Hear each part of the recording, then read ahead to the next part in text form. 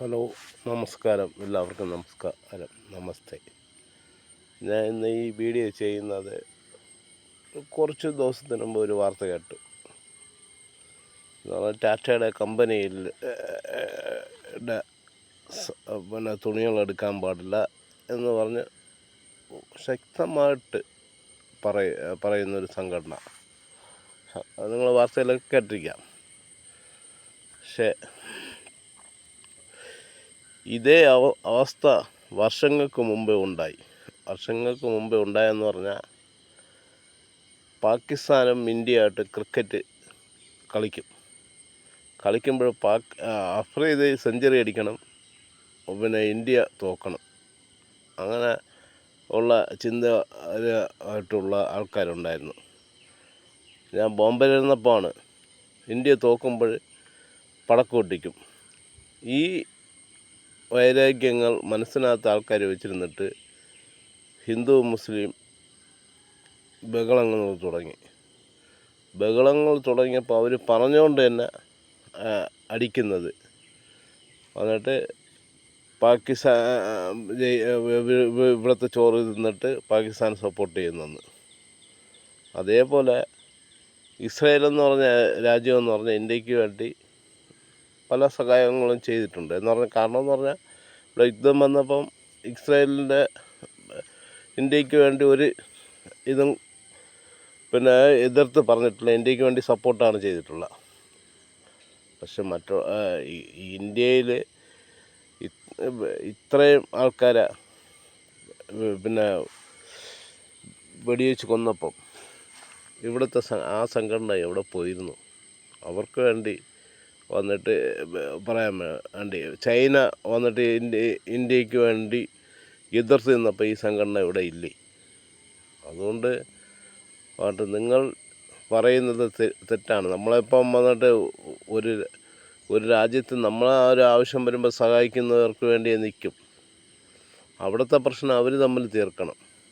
അല്ലാതെ വന്നിട്ട് നമ്മളില്ല തീർക്കണ്ട. അവിടുത്തെ ആൾക്കാരെ കൊല്ലുന്നതെങ്കിൽ അവർ തമ്മിൽ പറഞ്ഞ് തീർക്കണം. അവർ സമാധാനപ്പെട്ടിട്ട് തീർക്കണം. അല്ലാതെ വന്നിട്ട് ഇങ്ങനെയൊന്നും പറയാൻ പാടില്ല. ടാറ്റ എന്ന് പറഞ്ഞാൽ ഇന്ത്യയുടെ ഒരു നല്ലൊരു കമ്പനിയാണ്. ഇന്ത്യ വന്നിട്ട് തകർക്കാൻ വേണ്ടി പലരും നോക്കുന്നുണ്ട്. എന്ന് പറഞ്ഞാൽ ചൈന, പാകിസ്ഥാൻ, പിന്നെ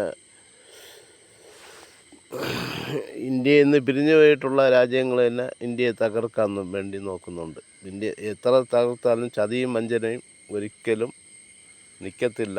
അതുകൊണ്ട് നിങ്ങൾ ഈ പറഞ്ഞത് തെറ്റാണ്, അത് ശരിയില്ല. നമ്മളെ രാജ്യത്തിലുള്ള വിഷയങ്ങൾ പറയും. നമുക്ക് വന്നിട്ട് അവർ പലസ്തീനും പിന്നെ ഇസ്രായേലുമായിട്ട് അടിക്കുകയാണെങ്കിൽ അവർ തമ്മിൽ പറഞ്ഞ് തീർക്കട്ടെ. നമ്മളെ രാജ്യത്തിൽ വന്നിട്ട് ഇത്രയും പ്രശ്നങ്ങൾ നടന്നിട്ട് നിങ്ങൾ എന്താ ഒരു ഇത് പറഞ്ഞിട്ടില്ലല്ലോ. അതുകൊണ്ട് ഇങ്ങനെയുള്ള കാര്യങ്ങളൊന്നും പറയുന്നത് തെറ്റാണ്. എന്ന് പറഞ്ഞാൽ പിന്നെ ഹിന്ദുവും പിന്നെ മുസ്ലിങ്ങളും വന്നിട്ട് ഭയങ്കരമായിട്ട് അടികളുണ്ടാകുന്ന ഇങ്ങനെ കാര്യങ്ങൾ പറഞ്ഞിട്ടാണ് പിന്നെ അടികളുണ്ടാകുന്നത്. അതുകൊണ്ട് നമ്മളെ രാജ്യത്തിന് ഇപ്പം പിന്നെ ഇത് ഹിന്ദുവില്ല, മുസ്ലിമില്ല, ക്രിസ്ത്യാനി ഇല്ല, മതവിധ രാജ്യമാണ്. ആൾക്കാർ പിന്നെ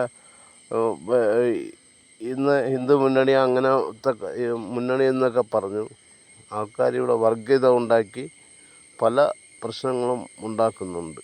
അതുകൊണ്ട് ഇപ്പം ചുരുക്കം പറഞ്ഞാൽ വേടൻ വന്നിട്ട് ഒരു ഇതിനെയും പറഞ്ഞില്ല. അയാൾ പാട്ട് പാടുന്നുണ്ട്. അയാൾ പണ്ടത്തെ ചരിത്രങ്ങളൊക്കെ പഠിച്ചിട്ട് പാടുന്നുണ്ട്. അതിൽ വന്നിട്ട് പിന്നെ വിമർശനം എത്ര രീതിയിൽ നടക്കുന്നുണ്ട്. അതൊന്നും ശരിയില്ല. ഇന്ത്യൻ പൗരനെന്ന് പറഞ്ഞാൽ പറയാം, നമ്മുടെ രാജ്യത്തിന് ഇതാക്കാൻ പാടില്ല. അതുകൊണ്ട് ഒരു സംഘടന ചെയ്തെന്ന് പറഞ്ഞാൽ ബാക്കിയുള്ളവരും ബാധിക്കാൻ പാടില്ല. നമ്മൾ സഹോദരങ്ങളായിട്ട് സ്നേഹിച്ച് ഇരിക്കുമോ. എനിക്ക് താഴ്മയായിട്ട് പിന്നെ നിങ്ങളുടെ എല്ലായിടത്തും അഭ്യർത്ഥിക്കുന്നുണ്ട്. നമ്മൾ ഇന്ത്യക്കാരെന്ന് പറഞ്ഞാൽ ഒരേ ആളാണ്. ഇന്ത്യയിൽ നമ്മളെ സ്കൂളിൽ പഠിപ്പിക്കുമ്പോൾ ഇന്ത്യയിലുള്ളവർ എൻ്റെ സഹോദരനും സഹോദരിയും ആണ്. അതേപോലെ നമ്മൾ കീപ്പ് ചെയ്ത് പോകണം. Good bye.